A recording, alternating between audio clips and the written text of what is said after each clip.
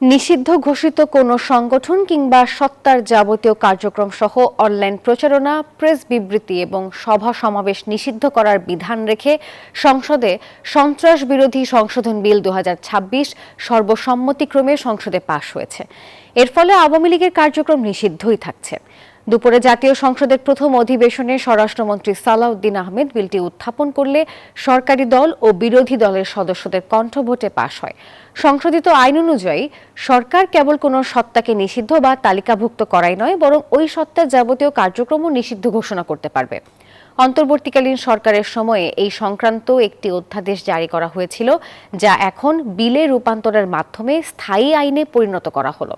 এদিকে জাতীয় সংসদে সরকারি হিসাব নিরীক্ষা, মৎস্য সুরক্ষা ও সংরক্ষণ সংশোধন, শেখ হাসিনা পল্লী উন্নয়ন একাডেমি, জামালপুর পানি সরবরাহ ও পয় নিষ্কাশন কর্তৃপক্ষ সংশোধন বিল সংসদে সর্বসম্মতভাবে পাশ হয়।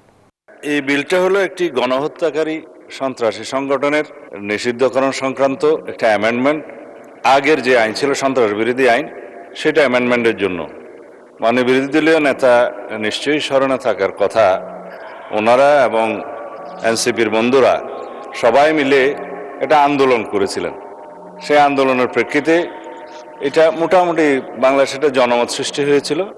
সেই প্রেক্ষিতে তাদের কার্যক্রম নিষিদ্ধ করা হয়েছে সন্ত্রাস বিরোধী আইনে, এবং অ্যাকর্ডিংলি সেটা নির্বাচন কমিশনে তাদের রেজিস্ট্রেশনটাও সাসপেন্ডেড হয়ে আছে। এবং এখানে এই আইনের অনুবলে পরবর্তীতে আর্টিকেল 47 অনুসারে সংবিধানের আইসিটি অ্যাক্টেও পরিবর্তন এনে সংগঠনের বিচারের জন্য সেই আইনটাও সংশোধন করা হয়েছে। Bashundhara public school and college 2026 শিক্ষাবর্ষে ভর্তি চলছে।